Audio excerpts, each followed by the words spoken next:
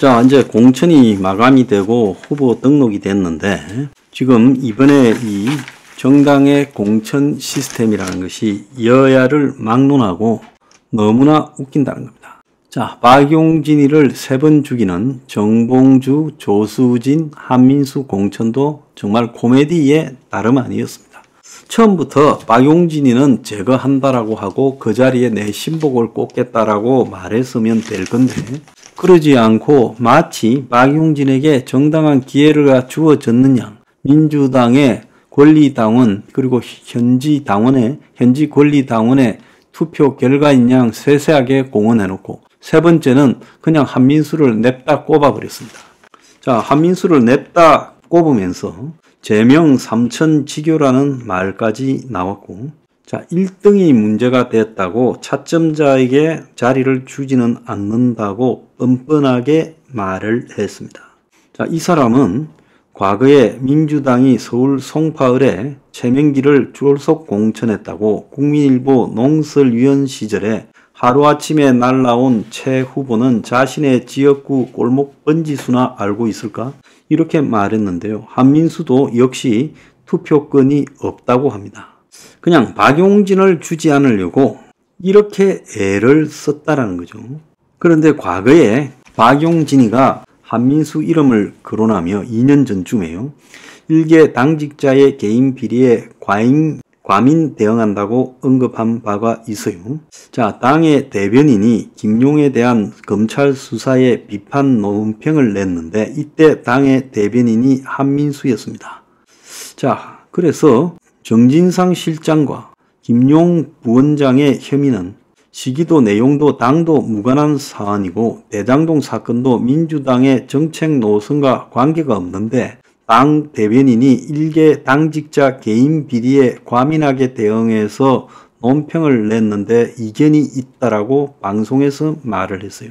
그래서 당 대변인이 당시 이재명에 대해서 그야말로 방어를 해주는 따까리 역할을 수행하고 있는 것은 이건 적절하지 못하다며 한민수 대변인 실명까지 거론하면서 내가 박용진이니까 자신이 대변인을 5년이나 했지만 논평 하나 쓰고 브리핑 하나 내는데 많은 연구와 고민을 하고 사실관계를 파악해서 하는데 한민수가 변호사 얘기를 전달받아서 그냥 읽은 건지 단순히 누가 시켜서 한 건지 그런 식으로 지금 당이 대장동 사건 관련 개인 당직자에 대해서 엄호하는 논평을 내면 되느냐는 거예요. 자, 그것뿐만 아니라 지금 이영선이라고 이런 자, 갭투기, 부동산 투기꾼이죠. 겉으로는 민변의 변호사 탈을 쓰고 뒤로는 돈에 한장한 놈입니다. 이런 자를 공천을 준 민주당. 그런데 이 자도 간이 배밖에 나왔지요. 땅에 공천 받을 때는 세 채 있다는 거. 근데 세 채 있는 거는 문제 아닙니까? 자, 이 자의 내역을 보면 아파트가요. 지금 총 4채예요. 자, 경기도 고양에 8억 9,360만 원. 이 신고하는 거는 실제 이 가격의 1.5배, 2배 정도 가격이 됩니다. 그래서 고양에 9억짜리 아파트, 인천 서구에 3억 7,500만 원짜리 아파트, 또 인천 서구에 4억짜리 아파트, 세종에 4억 2천만 원짜리 아파트 4채가 있어요. 총. 오피스텔이 경기 화성에 5,700만 원짜리, 경기 수원에 2억 500만 원짜리, 대구 달서에 3억 9천만 원짜리, 수원에 2억짜리, 대전 유성에 4천만 원짜리, 경기 구리에 8,500만 원짜리 총 이 오피스텔이 6개가 있어요. 상가는 대전 서구에 7억짜리가 있고 임차권이 대전 서구에 5천만 원이 있습니다. 그래서 총액 3억 18억 287만 원이고 부채가 37억 6,893만 원입니다. 자, 이거는 전형적으로 가격 상승을 노리고 부동산을 전세 끼고 사는 갭 투기꾼이죠. 이 투기꾼을 공천을 줬어요. 그리고 막말하는 양문석은 끝내 공천을 줬습니다. 자, 양문석이 노무현을 그렇게 비아냥거려도 지금 노무현 측근들이 다 심지어 노무현 사이 유시민까지도 이해하자라고 그렇게 하고 있어요. 그래서 노무현 전 대통령 묘역에 가서 무릎 꿇고 사죄하는 양문석의 모양이 코미디 같아 보입니다. 이런 모습들을 보면서요, 실제 연예 기억사에서 길거리 캐스팅을 해도 지금 이 여야의 정당 공천보다는 잘하지 않겠냐. 지금 가만히 보면 한강 벨트부터 용인 화성 벨트 다 어렵죠. 충청권 벨트도 어렵고 낙동강 벨트도 어려워졌는데 국민의힘에게요. 이렇게 어려워진 원인이 공천이 잘못되었다라고 저는 보고 있습니다. 국민의힘이 이 시대에 필요한 인물들을 공천한 게 아니라 그냥 여태까지 자기들이 해온 수준에 딱 걸맞는 공천을 했지요. 비례대표도 똑같았습니다. 그러니까 30대 여자 둘이를 13번, 17번에 공천했다가 철회하는 일이 벌어지지 않았습니까?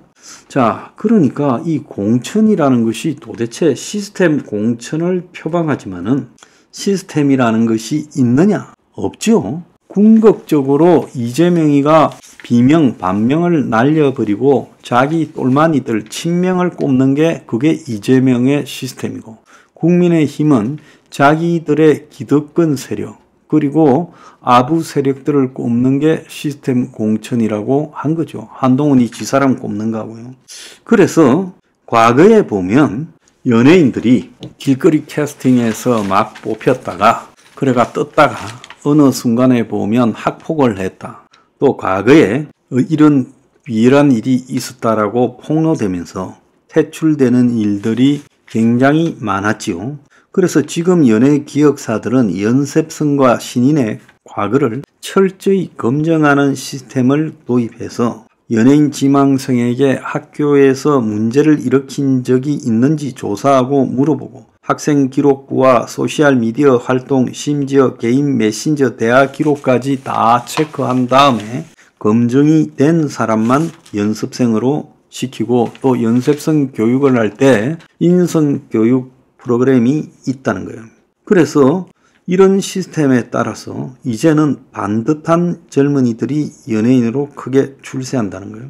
연예인 지망을 하려고 하는 자녀를 둔 부모조차도 올바른 언어 습관, 소셜미디어 이용법 등 인성교육을 시킨다는 거예요. 그런데 정치인들만 지금 이런 교육이 없이 그야말로 압으로 또 좌파 기득권이나 우파 기득권에 대한 철저한 줄서기로 되고 있어요. 굉장히 잘못된 거 아닙니까?